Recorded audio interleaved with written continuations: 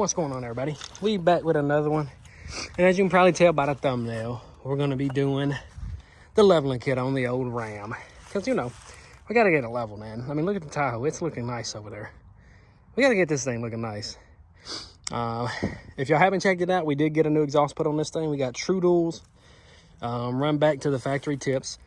No resonators, no mufflers, no X pipe, straight piped all the way back to the tips. That's all we got. And he ran it in 2 1/4. That video should be going live before this one. So if you want to check that out, check it out first. But yeah, back to this video. Did pick up a couple of things from Old Harbor Freight. We got us a little magnetic dish to throw our boats and stuff in. Then we got us a little pry bar because I didn't have one.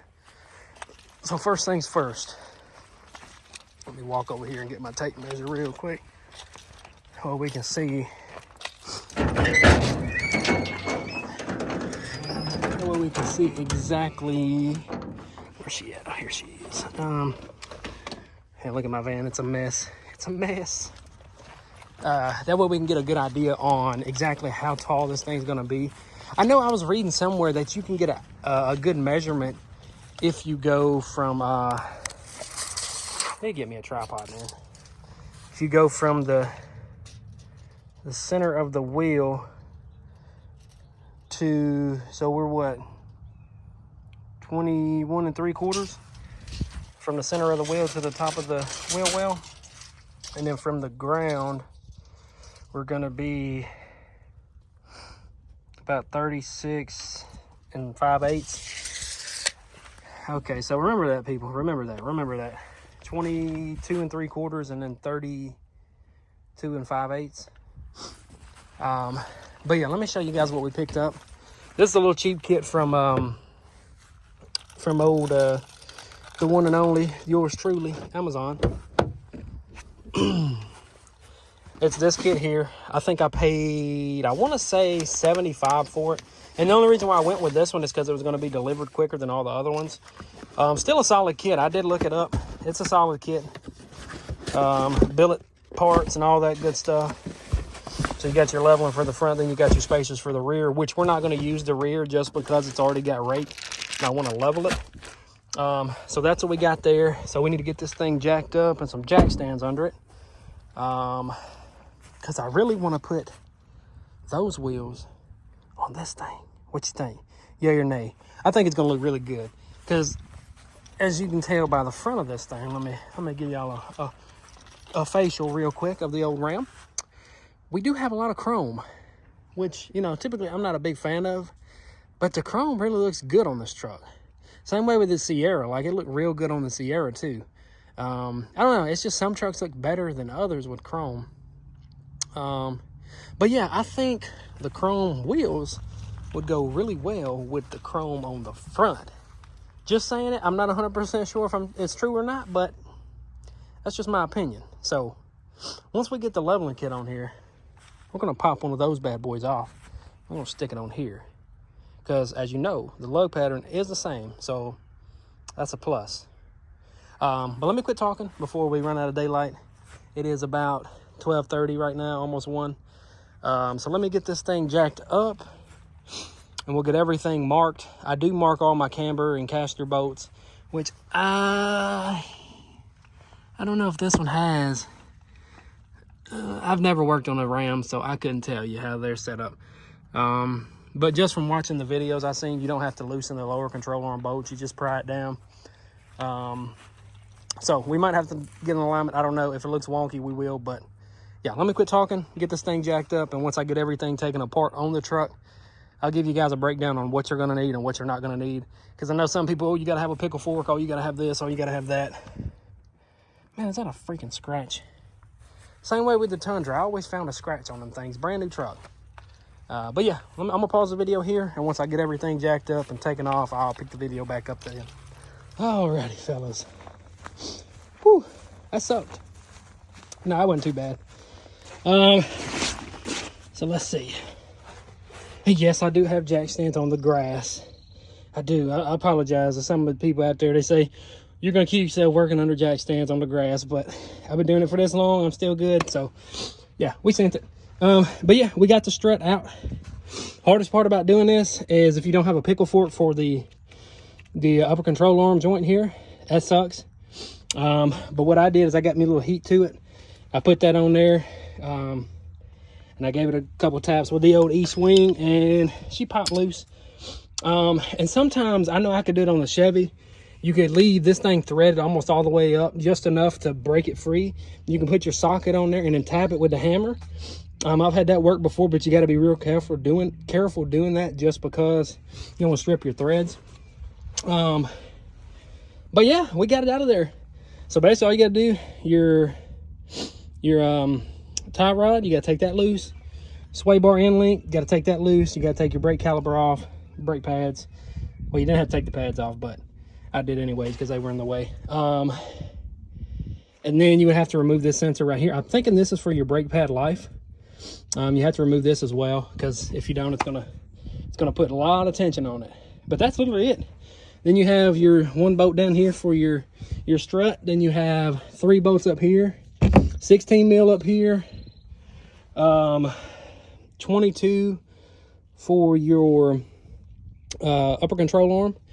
Then you have, let's see, 22 for your sway bar. Oh no, 22 for your strut on the bottom. Then your 2 bolts for the sway bar, and the tie rod are going to be 3/4 or 3/4. And then you have 2 16 mil for your caliper. That's it. I mean, you don't have to loosen your lower control arms, your uppers. You don't have to do none of that. That's what I was trying to stay away from doing, because if you start loosening that stuff up, you'll mess with the camber and the caster, and then you have to get it aligned. Luckily, didn't have to do that here. So that's cool. So now all we got to do now is walk you over here to my workstation.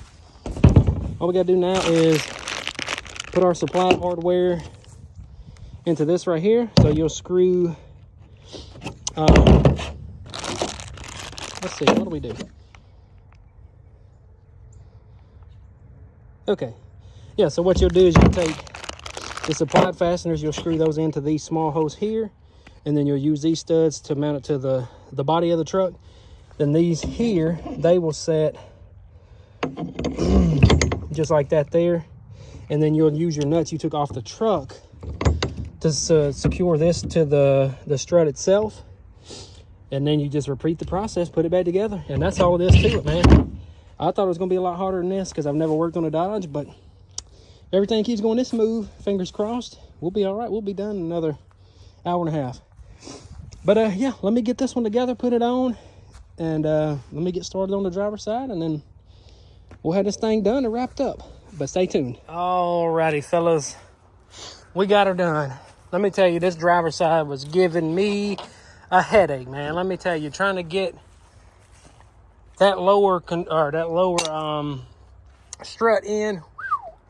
You definitely, if you don't have one of these right here, these pry bars, you can go to Harbor Freight if you have a store like that near you. Get you one of these pry bars. I paid, I think, $10 for this thing. And if I wouldn't have had it, I would not have been able to do this the way that it wants you to. Because, you know, sometimes you can actually turn the strut if you got the preload things to the, what is it called? The strut compressor, the spring compressor for the strut. If you have those, and I had them, so I was going to turn the strut that way it would line up perfectly. Because when you set the spacer on there, you have to turn the strut backwards. And it would not go in there straight with that piece turned. So I had to turn it back around, and when you do, it makes it a little bit harder to get it in there. And phew, this driver's side was a nightmare. But we got it on there. It's definitely a lot taller than what it was. I know before it was not even at my chest level, and now it's at my chest level, so it's definitely taller. I'm thinking we definitely did get our 2.5 out of this thing. And don't laugh at my truck. I know it's dirty. They just got through putting fertilizer on this field behind my house, and it's just flying everywhere. Look at the Tahoe. I mean, it's freaking filthy. You can't really tell on it, but let me show you real quick. It's dirty.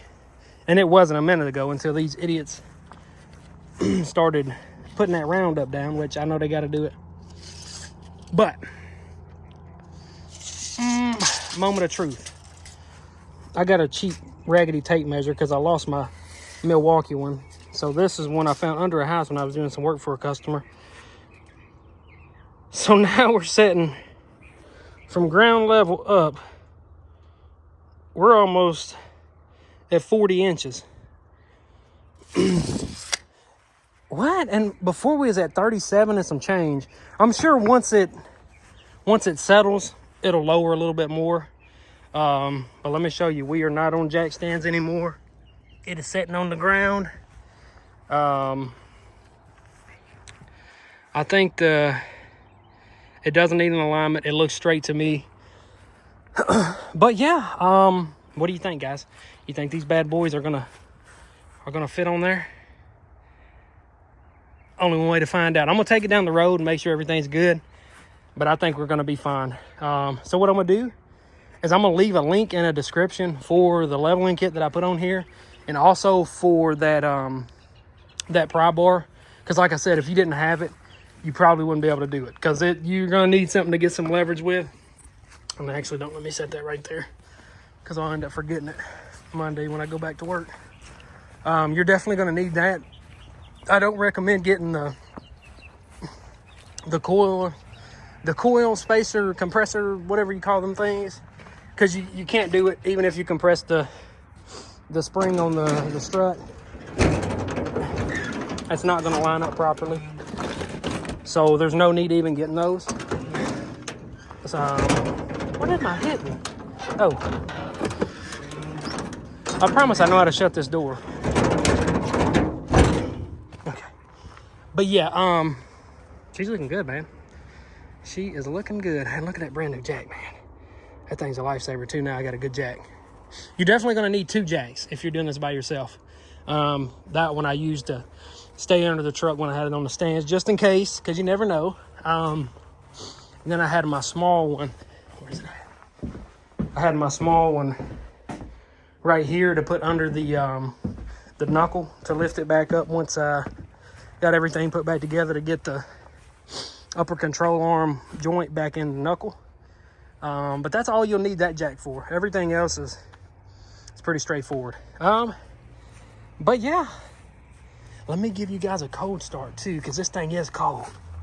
And then we'll call this video good. And then the next one, y'all will probably be seeing the old reps on the Ram. But let me end the video on a high note.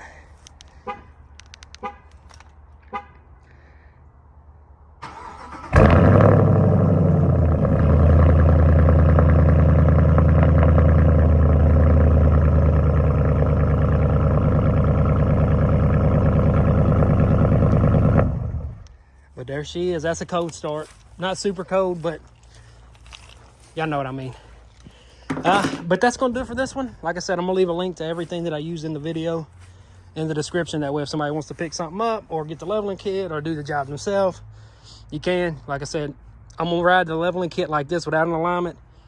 I think we're going to be good, because, I mean, it's only going to, level it. It's not like if I was putting a lift on here, I would definitely recommend getting an alignment, but we didn't loosen the upper control arms. We didn't loosen the lower. I'm going to read in the description on that leveling kit just to check it to see what it says, but I think we're good. But yeah, that's going to do it for this one. If you guys enjoyed, hit that like button, subscribe, and I'll see you guys in the next one. Peace.